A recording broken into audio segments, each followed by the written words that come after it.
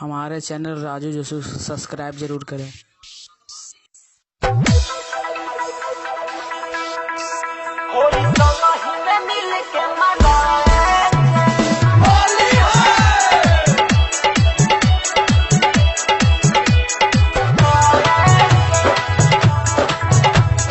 आई गोई भौजी अब होलिया के दिनावा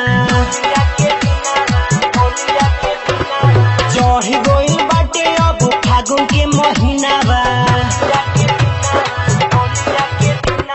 आई गोई भौजी अब होलिया के दिनावा चढ़ गोई बाटे अब फागुन के महीनावा। आज लाल पियर रंगावा मंगाएंगे दोनों गलिया में रंग हम लगाएंगे होली संग ही में मिल के मनाएंगे। दोनों गलिया में रंग हम लगाएंगे होली संग ही में मिल के मनाएंगे।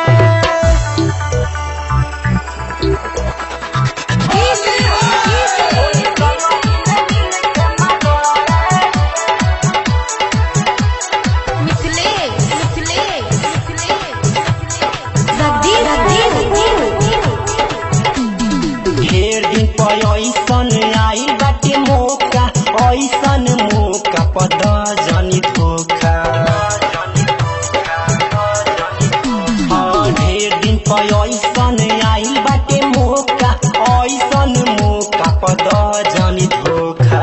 ऑफिस से मिलल बाटे छुट्टी सरकारी यही से हम कैले बानी होली के तैयारी। अब पुआ पूरी संग ही हम खाएंगे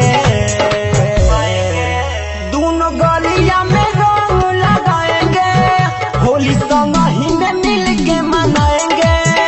दोनों गलिया में रंग लगाएंगे होली संग ही में मिल के मनाएंगे।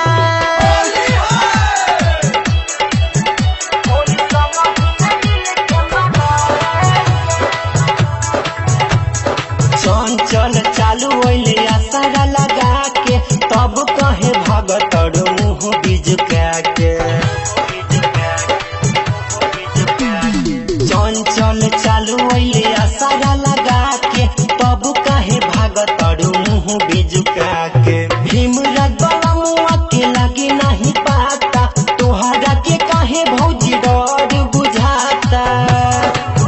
हम घरवा के कुंडी लगाएंगे दोनों गलिया में रंग लगाएंगे होली संग ही में मिल के मनाएंगे। दोनों गलिया में रंग लगाएंगे होली संग ही में मिल के मनाएंगे। हाय गोई भौजी अब होलिया के दिनावा चढ़ गइल बाटे अब फागुन के महीनावा। आज लाल पियर रंगावा मंगाएंगे दोनों गली